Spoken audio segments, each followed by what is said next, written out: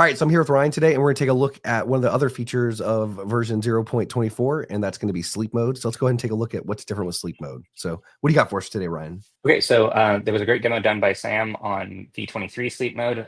The difference between what we've had historically and what we're working towards now is that before you had a separate agent on your host cluster that could interact with the vCluster from the outside. So when it put the vCluster to sleep, it could scale the entire control plane down, and basically you've got zero resource usage at that point. But some customers have the Pro cluster without the agent on there, and we wanted to give them similar functionality. So it's not quite as complete, but it allows you to scale down managed resources within that cluster using the same configuration. So as we're moving from v23 to v24, the first thing we're doing is we're getting greater parity between the two in terms of what you can configure. And the new feature here is that we have a set of annotations that you can add to the vCluster to say, ignore these requests as activity that would normally wake the vCluster up. So if somebody had their previous configuration and they had those annotations set, when they add the agent and basically add it to the platform, they don't have to do anything to change. They just get the same kind of behavior, except now it will be platform sleep. So we're going to go through how that works. To start off, I'm going to show you we got vCluster version is currently on 0.23. So I'm going to show you the kind of the upgrade path that we have here. So we're going to create this vCluster. We're going to call it ripvan because it's going to go to sleep.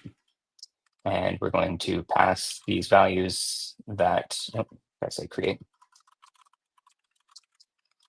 that match the old configuration. So I've named it EXP because it's still under experimental. So we're going to let that create. So now we've got the vCluster, we're connected to it. We'll just disconnect for the moment. And now we're going to upgrade our actual binary. So we'll just do a vCluster upgrade. This is going to get us up to, we've got to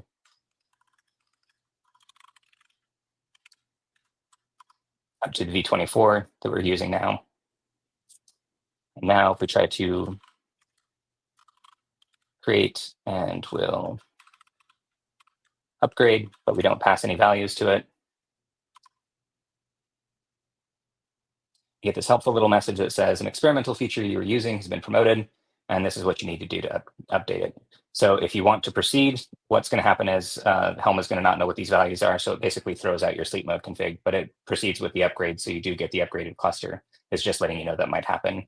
So you can select yes, I'll update my configuration later if you want, or no, and this will cause it to fail. So we want to upgrade, but we want to pass in the new values. So in this case, I have one called sleep mode enabled 10 seconds, which just means that it's going to go to sleep after 10 seconds of inactivity. And when we pass the new values that does understand, we can proceed through this, and it will go through with the upgrade. It's pretty cool. So once again, got to wait for this. I like the little message now. Have we always done that experimental stuff? I don't think I've ever tried to upgrade from the experimental. Like I usually delete and then recreate. Like this is pretty cool and helpful. This has been the first feature that's kind of like run into this issue where we changed the schema. So this was brand new code that I had to write for like letting people know this is what you need to update. And so now for new experimental features, the developer will be able to write their own special messages that, communicate what needs to happen and why and whatever they feel like putting in there. It's pretty cool. Okay, so now we are on the newly upgraded cluster. If we go into this tool called K9s that I like to use for not having to type kubectl a million times, we're going to change to the context of the host cluster, and this is the stateful set that is our vCluster. So if I go in and edit this is one of the new annotations that I was talking about. We're going to add sleep mode loft.sh/ignore user agents. And every command that this K9's utility is sending to the API server has a user agent that begins with K9. So we're going to wildcard that, save it, and now we can switch back to the terminal where in this directory I have a bunch of examples of manifests for different things that are literally, if you just Google Kubernetes deployment and the example, it's got a little YAML block. I just copied that, dropped it into a file called dep.yaml, did the same thing with replication controller, replica sets and whatnot. So we're going to go ahead and create a bunch of these things by saying apply the daemon set, apply one of the deployments, we'll apply replica set, replica controller. And now if we go back into K9s, you'll see we've got a bunch of pods starting up for all of these things. And the 10-second timeout that we configured is going to be from the last action that we produced. So there you go. As I was talking, you see that sleep mode has taken over and scaled those resources down. But if we go look at the deployments themselves, we see that it's got 0, 0 because we scaled it down, and it's not waking up because everything that I'm doing through this tool is sending that user agent that we've told it to ignore. So if we split this so that we can see the K9s up here, and we'll look at those pods again, you see we just have the kube system pods.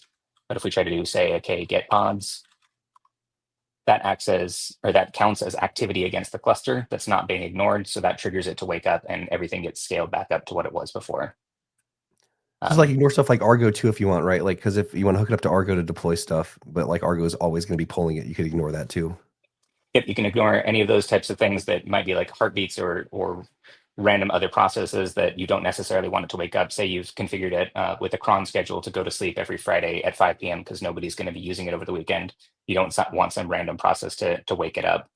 You can configure that in that way.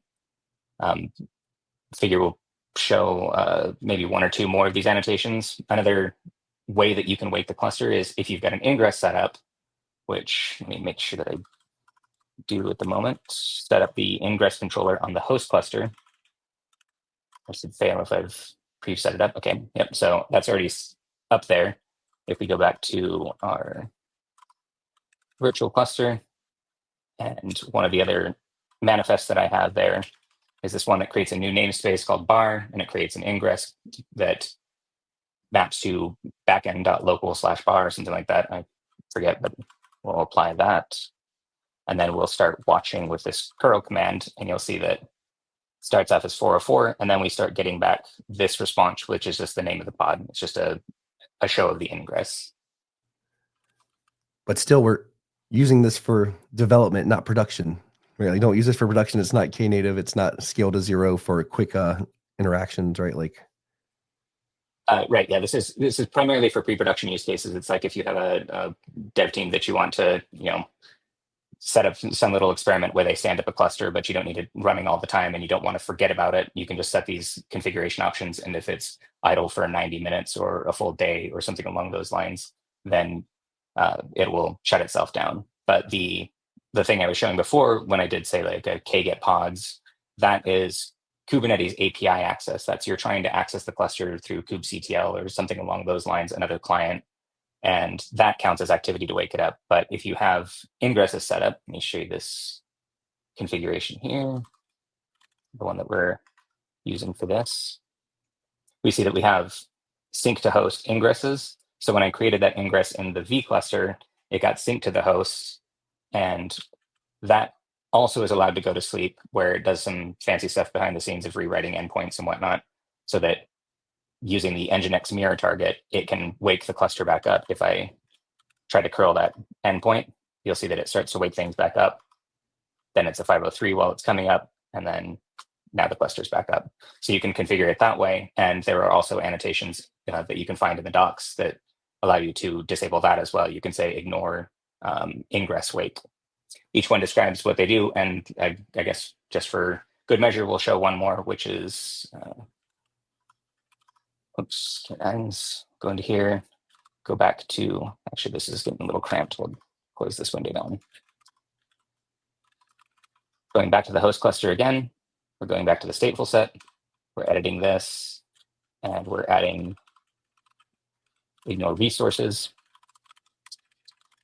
In this case, we're going to put in deployments.apps.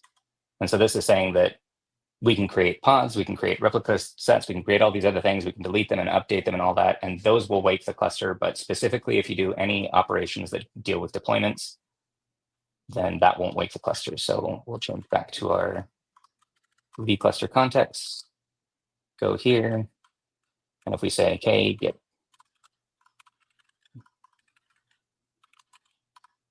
we see that we get back our deployment and it stays in the 0, like the ready 0, 0 state because it's still asleep. But if we do kget pods, that one wasn't excluded. We see that everything cool. starts waking back up.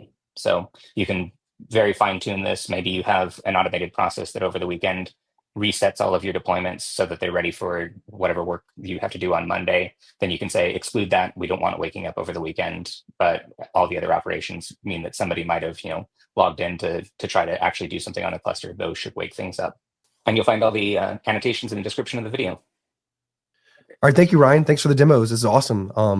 Thank you for showing this off. Super in depth. Can't wait to try it out myself. Anything else you want to say before we head out today? I don't know. Thank you for the time. This is also part of a larger bit of work that's going along with the platform so that the transition goes back and forth. So first we get the vCluster release out and look forward to the next release of platform that will make the integration between the two a little more seamless. Awesome. Thanks. Can't wait.